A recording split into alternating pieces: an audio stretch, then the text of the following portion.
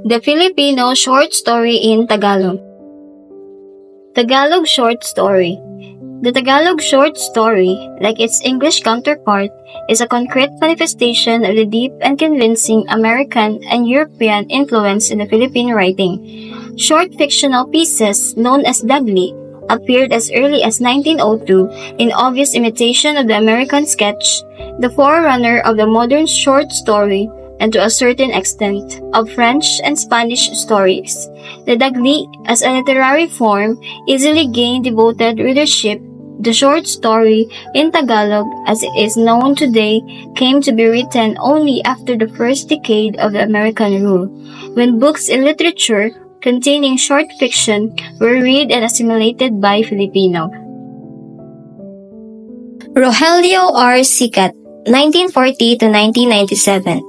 Rogelio R. Sicat was a prolific and influential Filipino playwright, fictionist, and educator known for his significant contributions to Philippine literature.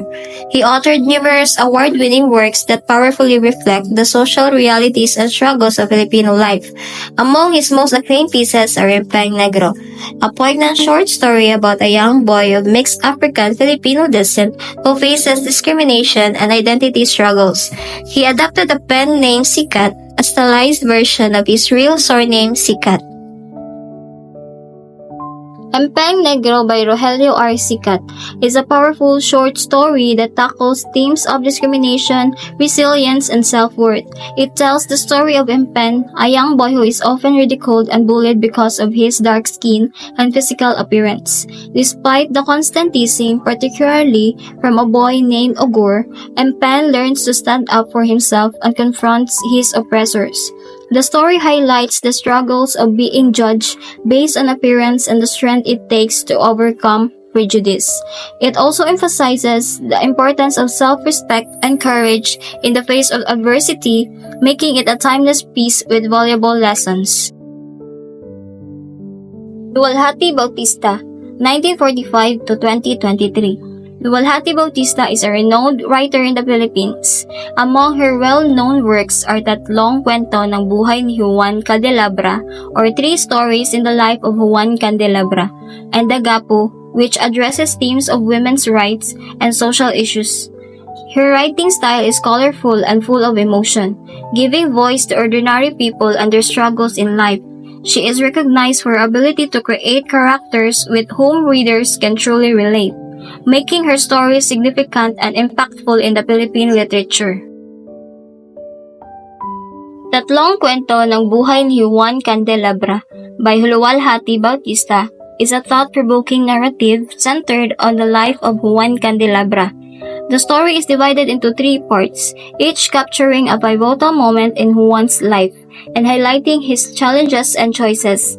It explores deep themes such as morality, human freedom, and the consequences of actions, shedding light on the complexity of making decisions.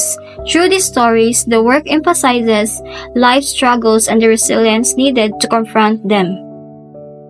Genoveva Dizon and Rosa Matute, 1915 to 2009.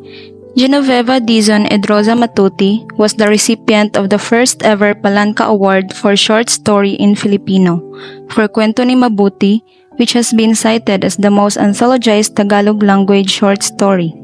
Foremost among story writers is a lady teacher who has won the Palanca Award 5 times for her tender and warm stories, written in fluid and yet precise language.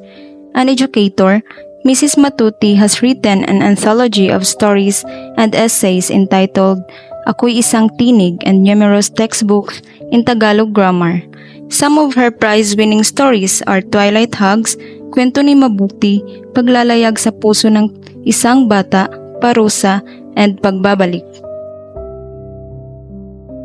Kwento ni Mabuti by Genoveva Dizon and Rosa Matute is about a teacher called Mabuti by her students. She is kind but has a secret problem she keeps to herself. One of her students gets close to her and learns about her secret. They become friends, and the story shows how understanding each other can help people. Pedro Dandan, 1916 to 1983. Pedro Dandan is a master of the short story and has won the Palanca Award 3 times. He writes with diction, fluent and poetic. In addition, he writes on contemporary scenes and universal experiences nearest to the heart of his people. His prize-winning stories are Mabangis na Kamay, Maamong Kamay, Sugat ng Digma, Ang Aso at ang Limang Tuta, or The Dog and Her 5 Puppies, and Lakas. He initially wrote story before the war and later published his first 2 short stories, Pamahiin and Kawalang Malay. Ang Aso at ang Limang Tuta, or The Dog and Her 5 Puppies by Pedro Dandan tells the heartwarming story of a mother dog and her 5 puppies. The mother dog is very caring and protective of her puppies, teaching them important life lessons as they grow. Each puppy has its own personality and learns different skills, showcasing their unique traits. The story highlights the bond between the mother and her puppies, emphasizing themes of love, family, and the joys of nurturing. Overall, it's a touching tale of motherhood and the adventures of growing up. Liwayway A. Arceo, 1924 to 1999. Liwayway A. Arceo was a multi-awarded Filipino fictionist, journalist, radio scriptwriter, and editor from the Philippines. She is one of the most prolific writers. As staff writer for Liwayway, Mrs. Arceo Bautista is married to Manuel Principe Bautista. Her story, Uhaw ang Tigang na Lupa, or Thirsty is the Arid Land, was cited as the second-best Tagalog story in 1943. Mrs. Arceo Bautista won the Palanca Award in 1962 for Banyaga. Uhaw ang Tigang na Lupa, or Thirsty is the Arid Land by Liwayway Arceo is a short story that explores themes of emotional and psychological drought, mirroring the barrenness of a literal arid land. It tells the story of a woman trapped in an unfulfilling marriage, longing for love and emotional connection. Her husband, though present physically, remains distant and indifferent, leaving her feeling isolated and unloved. The story uses the metaphor of a dry, barren land to symbolize her inner emptiness, highlighting the human need for affection and understanding in relationships. Sergio H. Panganiban, 1895 to 1954. Sergio H. Panganiban was a lawyer who played a significant role in the history of Filipino literature. He was a short story writer, playwright, grammarian, and also a language teacher. As a storyteller, he contributed to literature through his short story Bunga ng Kasalanan, published in Taliba in 1920. This work marked the point when Filipino writers started to understand the true form and essence of a short story. Bunga ng Kasalanan is a short story written by Sergio H. Panganiban, contributing to the evolution of Filipino literature. It explores themes of human mistakes and their consequences, reflecting the emotional and moral struggles of the characters. The story showcases the depth and complexity of human experiences, demonstrating a nuanced understanding of how actions can lead to repercussions. Its publication marked a significant milestone in shaping the form of modern Filipino short stories, and it highlighted the true essence of storytelling. Buenaventura S. Medina Jr., 1928 to 2015. Buenaventura S. Medina Jr. is a Filipino author of more than 25 books, mostly short story. Medina has been awarded for his essays and short stories. Aside from his published works, which include Dayuhan, The Foreigner, 1967, Pintig, 1969, and Gantimpala, 1972, he was a prominent Filipino writer, editor, and literary critic, known for his significant contributions to Philippine literature, particularly in the field of short stories. Dayuhan, The Foreigner by Buenaventura S. Medina Jr. is a story about a foreigner who visits a small town in the Philippines. The locals see him as an outsider because he comes from a different country. The story shows how the foreigner and the people in the town try to understand each other, despite their differences in culture, language, and customs. It highlights how people can feel out of place when they don't belong, but also teaches the importance of accepting and understanding others, even they are different. Pedreto Reyes was a Filipino writer, editor, and educator, best known for his contributions to the Philippine literature. particularly in the genre of short stories.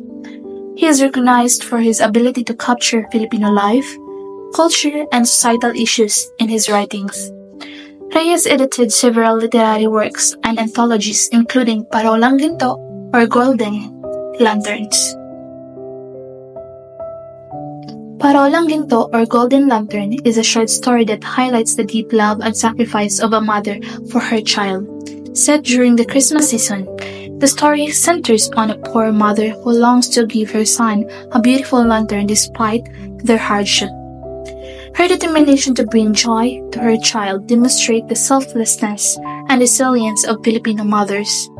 The story reflects the values of family, hope, and unconditional love often associated with Filipino culture and the spirit of Christmas. Lazaro A. Francisco, 1898 to 1980. Lazaro A. Francisco was a Filipino writer, essayist, and playwright. He started writing in 1925 with five whose story took him to fame. In 1958, he established the Kapatiran ng mga alagad ng wikang Pilipino, roughly translated as Brotherhood of the Disciples of the Philippine Language, a society that campaigned the use of Tagalog as the national language of the Philippines. His short stories is Kapulungan ng mga Pinagpala or Meeting of the Blessed People, 1932.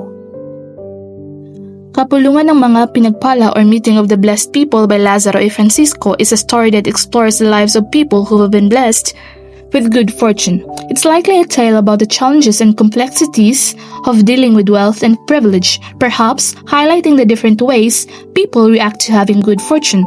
The story might examine the themes of social class, morality, and the impact of wealth on relationships. It's likely a thought-provoking story that prompts readers to consider the meaning of true happiness and the responsibilities that comes with being blessed.